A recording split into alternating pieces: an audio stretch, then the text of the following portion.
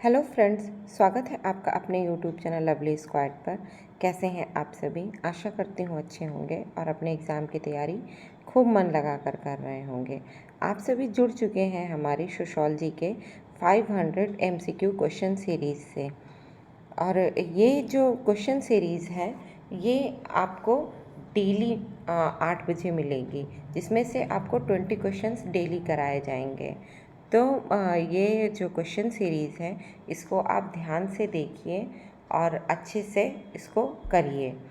अगर आपको वीडियो पसंद आए तो लाइक कीजिए और चैनल को सब्सक्राइब ज़रूर कर लीजिएगा, जिससे कि आपको इसका नोटिफिकेशन मिलता रहे। और ये जो वीडियो है ये आपके यूपी पीजीटी उसके बाद जितने भी आपके कम्पिटिटिव एग्ज़ाम्स हैं, जैसे बिहार पीजीटी, हरियाणा पीजीटी, जितने भी हैं अदर स्टेट के, सभी में बहुत ही ज़्यादा हेल्पफुल होने वाली है। यूजीसी नेट में भी जैसे क्वेश्चंस आते हैं वो भी हैं इसमें। तो आप वीडियो को पूरा देखिएगा और वीडियो अच्छी लगे तो लाइक कीजिएगा और चैनल को सब्सक्राइब करना बिल्कुल भी मत भूलिएगा। तो चलिए स्टार्ट करते हैं। कल हमने 20 क्वेश्चंस किया था, तो 60 क्वेश्चंस इस सीरीज़ में से हो चुके हैं। आज करते हैं 61 क्वेश्चंस। चलिए स्टार्ट करते हैं। पहला क्वेश्चन है, निम्नलिखित में से किसने प्राथमिक समूह की संकल्पना का विकास किया है? क्वेश्चन क्या पूछ रहा है? निम्नलिखित में से किसने प्राथमिक समूह की संकल्पना का विकास किया है? क्या है प्राथमिक समूह? तो प्राथमिक समूह की संकल्पना का विकास किसने किया है? एडवर्ड शिल्स ने, ऑकबर्न निमकॉफ ने, CH कूले ने या एरिक फॉर्म ने? तो प्राथमिक समूह और द्वितीयक समूह की जो है संकल्पना का विकास किसने किया? आप सभी को पता होगा, CH कूले ने। तो इसका ऑप्शन सी सही है। क्या सही है? Option C, CH कूले। देखिए, कूले के अनुसार जो है क्या है, प्राथमिक समूह से तात्पर्य क्या होता है? प्राथमिक समूह से तात्पर्य ऐसे समूह से होता है जिसमें घनिष्ठ होते हैं, जो आमने सामने के संबंध और जिसमें सहयोग पाया जाता है। ठीक है। और उन्होंने 3 प्राथमिक समूह बताए हैं। CH कूले ने 3 प्राथमिक समूह बताए हैं। कौन कौन से? देखो, परिवार बताया है, बालकों का क्रीड़ा समूह और पास पड़ोस की बस्ती। पहला उन्होंने क्या बताया है? परिवार। दूसरा बताया उन्होंने क्रीड़ा समूह, बालकों का क्रीड़ा समूह। और तीसरा क्या बताया है? पास पड़ोस। ठीक है। चलिए नेक्स्ट क्वेश्चन है, भौतिक संस्कृति में निम्न में से क्या प्रधान है? भौतिक संस्कृति में से निम्न में से क्या प्रधान है? धर्म नैतिकता, विज्ञान और तकनीक, प्रथा और परंपरा या लोक रीति? क्या है क्वेश्चन? ध्यान से देखिए। भौतिक संस्कृति निम्न में से क्या प्रधान है? धर्म नैतिकता, विज्ञान और तकनीक, प्रथा और परंपरा या लोक रीति? तो भौतिक संस्कृति में क्या प्रधान है? विज्ञान और तकनीक। ऑप्शन बी सही है इसका। विज्ञान और तकनीक में है क्या? संस्कृति, भौतिक संस्कृति। देखो, संस्कृति का वो पक्ष जो प्रायः सभ्यता के नाम से जाना जाता है। जो संस्कृति है उसके पक्ष को सभ्यता के नाम से जाना जाता है। और मनुष्यों ने अपनी सुख सुविधा और प्रकृति से अपनी जो आत्मरक्षा करने के लिए जिन वस्तुओं का सृजन किया है, वे सभी संस्कृति भौतिक पक्ष में सम्मिलित की जाती हैं। जैसे ज्ञान हुआ, विज्ञान हुआ, तकनीकी हुई, कल कारखाने हुए, अस्त्र शस्त्र और आदि हैं। ठीक है। तो भौतिक संस्कृति निम्न में से क्या प्रधान है? विज्ञान और तकनीकी। नेक्स्ट है, सह प्रसविता की प्रथा निर्दिष्ट करती है। सह प्रसविता की प्रथा निर्दिष्ट करती है। सह प्रसविता क्या है? सह प्रसविता की प्रथा निर्दिष्ट करती है यौन स्वच्छंदता को, बच्चों के जन्म से संबंधित अशुचिता को, पति एवं गर्भधारण के मिथ्याभास को, या मृत पत्नी के बहन के से विवाह को। तो आप सभी को पता है कि सह प्रसविता की प्रथा निर्दिष्ट करती है पति द्वारा गर्भ धारण के मिथ्याभास को। क्या है? पति द्वारा गर्भ धारण के मिथ्याभास को। ऑप्शन सी सही है।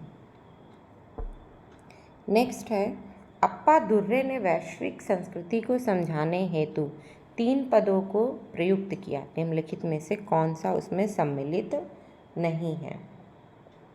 क्वेश्चन क्या है, ध्यान से इसको पढ़िए। अप्पा दुर्रे ने वैश्विक संस्कृति को समझने हेतु 3 पदों को प्रयुक्त किया और कौन सा उसमें सम्मिलित नहीं है?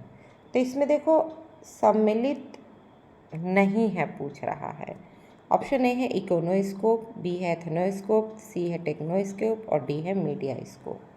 तो देखो एथेनोस्कोप, टेक्नोस्कोप और मीडियास्कोप ये तीनों उन्होंने सम्मिलित किया है, लेकिन इकोनोस्कोप जो है इन्होंने सम्मिलित नहीं किया है। तो ऑप्शन कौन सा सही है? ए। नेक्स्ट है, संस्कृति सारभाग की अवधारणा किसने दी? संस्कृति सारभाग की अवधारणा किसने दी है? संस्कृति सारभाग की अवधारणा किसने दी? जूलियन स्टीवर्ट ने, ग्रेवनर ने, इलियट ने या लैटिन ने? देखिए, ये जो अवधारणाएं होती हैं ये आपके यूपी पीजीटी में तो अवधारणाएं बहुत ज़्यादा पूछता है और यूजीसी नेट में भी पूछते हैं, तो ये आपको रटना ही पड़ेगा। ठीक है, तो संस्कृति सारभाग की अवधारणा किसने दी है? जूलियन स्टीवर्ट ने दिया है। ऑप्शन ए सही है।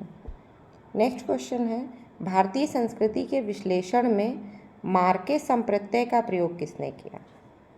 क्वेश्चन ध्यान से पढ़िए। भारतीय संस्कृति के विश्लेषण में मार्के संप्रत्यय का प्रयोग किसने किया है? मार्क संप्रत्यय, इसमें थोड़ा गलत टाइप हो गया है। क्या है? मार्क।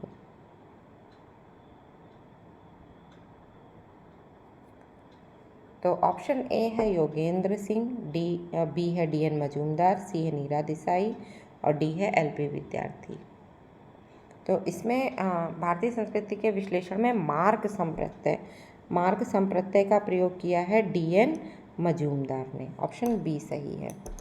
नेक्स्ट है, ग्रीन के अनुसार निम्न में से कौन सा समाज के अस्तित्व के लिए इतना आवश्यक है कि इसका उल्लंघन गंभीर दंड का कारण बनता है?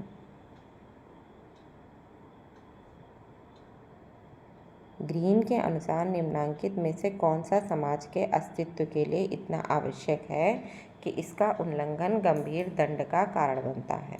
ऑप्शन ए प्रथाएं, बी लोकरीतियाँ लिखा है, सी रूढ़ियाँ और डी परिपाटी।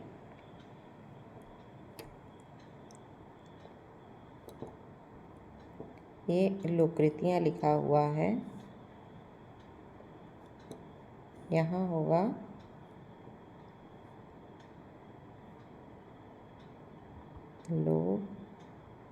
लोकरीतियाँ, ऐसे होगा।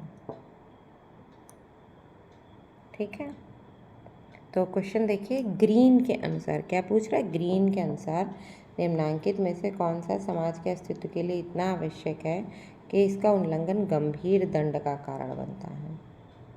तो गंभीर दंड का कारण क्या बनता है? ऑप्शन ए है प्रथाएं, बी लोकरीतियाँ, सी रूढ़ियाँ और तीसरा परिपाटी। तो देखो ग्रीन के अनुसार जो है वो लोकाचार या रूढ़ियों को ही लोकाचार भी कहते हैं। तो लोकाचार या रूढ़ियाँ समाज के अस्तित्व के लिए इतना आवश्यक है कि उसका उल्लंघन गंभीर दंड का कारण बनता है, यानी कि रूढ़ियाँ। नेक्स्ट है, रॉबर्ट रेडफील्ड द्वारा बताई गई लोक समाज की अवधारणा इसका एक उदाहरण नहीं है। क्वेश्चन ध्यान से देखिएगा क्योंकि इसी में बहुत लोग गलत कर देते हैं। रेडफील्ड द्वारा बताई गई लोक समाज की अवधारणा इसका एक उदाहरण नहीं है। क्या पूछ रहा है? नहीं है। तो ऑप्शन ए है अपेक्षाकृत छोटा पृथक्करित समाज, बी है लौकिक समाज, सी सजातीय समाज और डी है समूह एकता के भाव से ओतप्रोत समाज।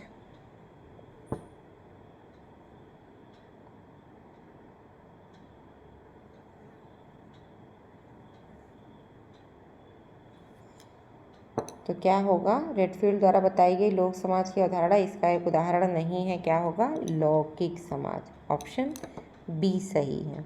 ठीक है, देखो लौकिक समाज एक ऐसा समाज होता है जो अपेक्षाकृत छोटा होता है, पृथक्कृत होता है और जिसमें निरक्षरता रहती है, सजीवता रहती है और समूह एकता के उसमें बहुत ज़्यादा पाया जाता है। मतलब समूह एकता के प्रमोद भाव से ओतप्रोत होता है। ठीक है, तो इसमें क्या है, ऑप्शन बी सही है, लौकिक समाज।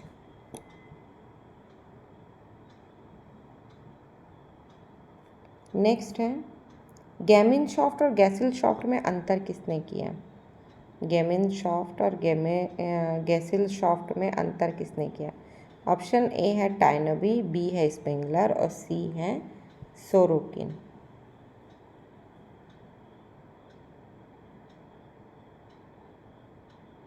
इसमें एक ऑप्शन तो लिखा ही नहीं है, डी।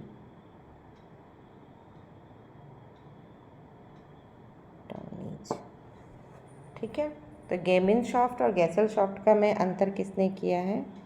टाइनबी, स्पेगलर, सोरोकिन और टॉनीज ने।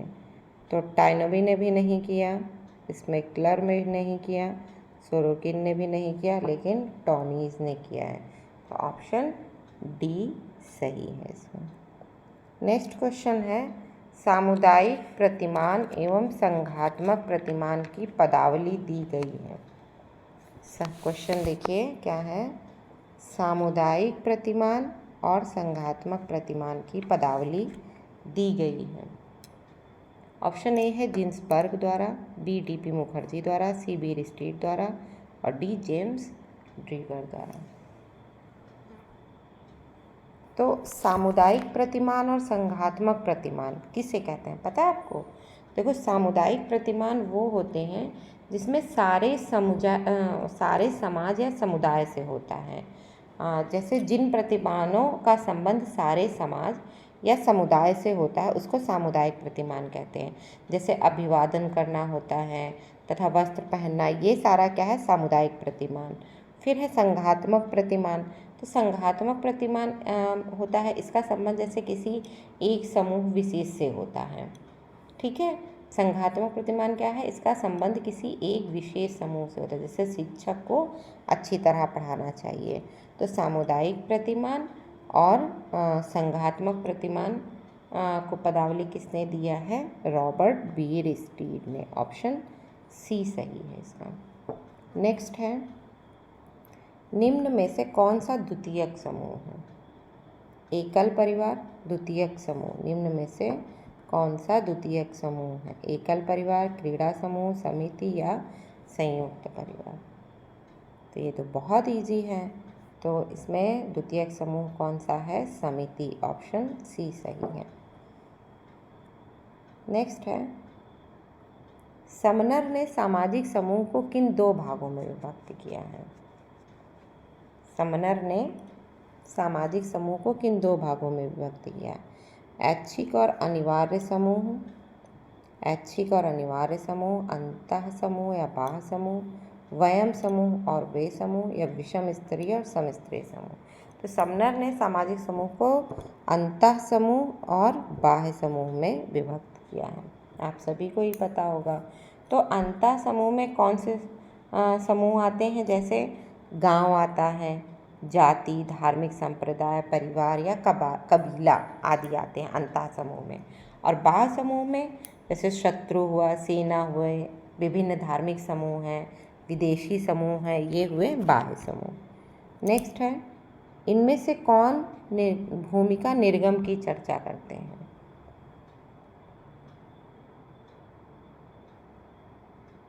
इनमें से कौन भूमिका निर्गम की चर्चा करते हैं? भूमिका निर्गम की चर्चा करते हैं। ए रॉबर्ट बी स्ट्रीट, B Ralph Linton, C Merton, D Fuchs Ebaugh. तो भूमिका निर्गम की चर्चा कौन करता है? फुक्स एबॉग करते हैं। ऑप्शन डी सही है। नेक्स्ट है, विचलित उप संस्कृति के सिद्धांत की व्याख्या इन्होंने दी है। विचलित उप संस्कृति के सिद्धांत की व्याख्या इन्होंने दी है। Option A Clinard, B Cohen, C Durkheim या डी मर्टन। ए है क्लीनार्ड, फिर कोहेन, दुर्खीम या मर्टन। तो विचलित उप संस्कृति के सिद्धांत को किसने दिया है? ऑप्शन बी सही है, कोहेन ने। नेक्स्ट है, पियरे बोर्दियू के मतानुसार संस्कृति के प्रत्येक शाखा को उत्पादित करती है। पियरे बोर्दियू के मतानुसार संस्कृति की प्रत्येक शाखा को उत्पादित करती है। सामाजिक फील्ड, ऑप्शन ए है सामाजिक फील्ड, बी व्यक्ति की सृजनात्मकता, सी व्यक्ति की अंतःक्रिया और डी सामाजिक भूमिकाएं। तो पियरे बोर्दियू के मतानुसार संस्कृति के प्रत्येक शाखा को कौन उत्पादित करते? सामाजिक फील्ड। ऑप्शन ए सही है।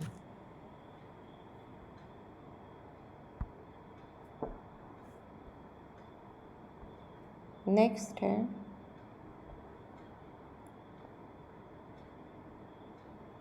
उन व्यक्तियों का एक संकलन जिनकी परिस्थितियां समान हैं और जो समान भूमिकाओं का निर्वाह करते हैं कहलाता है।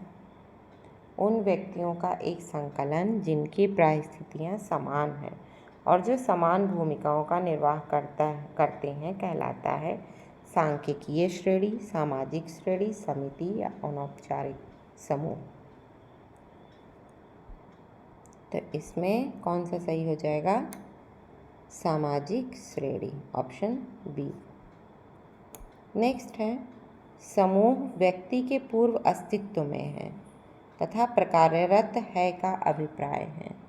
समूह व्यक्ति के पूर्व अस्तित्व में है तथा प्रकार्यरत है का अभिप्राय है। ये क्वेश्चन आपके हरियाणा पीजीटी 2020 में पूछा गया था। तो ऑप्शन ए है समूह वरीयता, बी समूह प्राकार्यात्मकता, सी सामाजिक क्रियाओं, डी समूह दुविधा। तो पूर्व अस्तित्व, समूह व्यक्ति के पूर्व अस्तित्व में है तथा प्रकार्यरत का अभिप्राय क्या हो जाएगा? समूह वरीयता। इसको बोलते हैं ग्रुप प्रियोरिटी।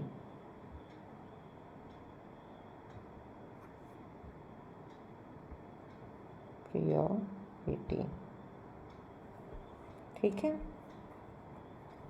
नेक्स्ट है, जब संस्कृति स्वरूप कल्चर पैटर्न एक समूह से दूसरे समूह में तथा एक संस्कृति क्षेत्र से दूसरे संस्कृति क्षेत्र में फैलते हैं तो परिणाम स्वरूप कौन सी अवधारणा उत्पन्न होती है? क्वेश्चन फिर से ध्यान से पढ़िए। जब एक संस्कृति स्वरूप कल्चर पैटर्न एक समूह से दूसरे समूह में तथा एक संस्कृति क्षेत्र से दूसरे संस्कृति क्षेत्र में फैलते हैं तो परिणाम स्वरूप कौन सी अवधारणा उत्पन्न होती है? जैसे एक समूह से दूसरे समूह में और संस्कृति क्षेत्र से दूसरे संस्कृति में क्षेत्र में फैलते हैं तो कौन सी अवधारणा उत्पन्न होती है? संस्कृति इतिहास, संस्कृति चक्र, संस्कृति वृद्धि या संस्कृति विसरण। तो ये इसका ऑप्शन हो जाएगा डी, संस्कृति विसरण। नेक्स्ट है, निम्नलिखित में से कौन सी प्रथा गर्भावस्था से संबंधित है? निम्नलिखित में से कौन सी प्रथा गर्भावस्था से संबंधित है?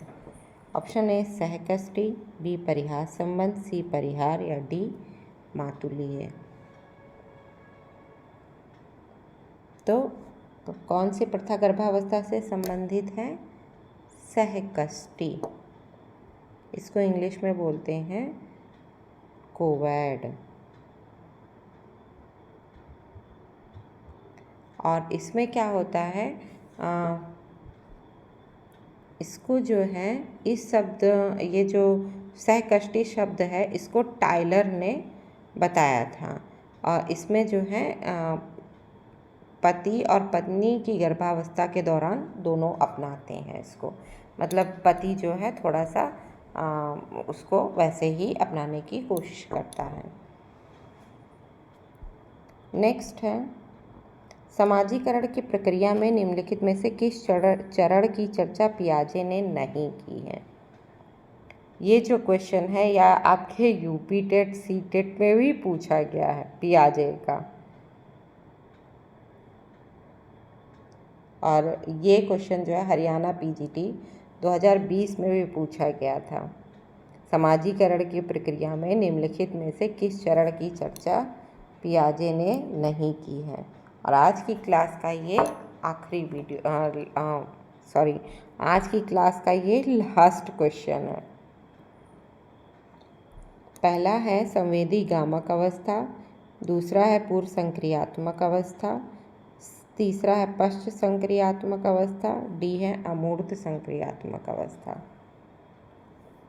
पश्च इसमें गलत लिखा, पश्च ऐसे लिखा, पश्च संक्रियात्मक अवस्था। तो आप सभी को पता है कि पियाजे ने नहीं की। पियाजे ने देखिए संवेदी गामक अवस्था की बात की है और पूर्व संक्रियात्मक अवस्था की बात की है, अमूर्त संक्रियात्मक अवस्था की बात की है और मूर्त संक्रमात्मक की अवस्था की भी बात की है, लेकिन पश्च संक्रियात्मक अवस्था की बात इन्होंने नहीं की है। तो ऑप्शन सी सही है। ठीक है, तो आपको ये हमारी क्लास कैसी लगी आप कमेंट करके ज़रूर बताइएगा। देखिए अगर आप कमेंट करके बताते हैं तो हम भी मोटिवेट होते हैं, जिससे कि आपको और अच्छी अच्छी वीडियो बना के आपके सामने लेके आएँ। तो अगर आपको ये क्लास अच्छी लगी तो वीडियो को लाइक कीजिएगा, चैनल को सब्सक्राइब ज़रूर कीजिएगा। मिलते हैं आपसे अगले वीडियो में। तब तक के लिए आप अपना खूब ध्यान रखिए और मन लगाकर ऐसे ही पढ़ाई करते रहिए। Okay, bye bye, take care.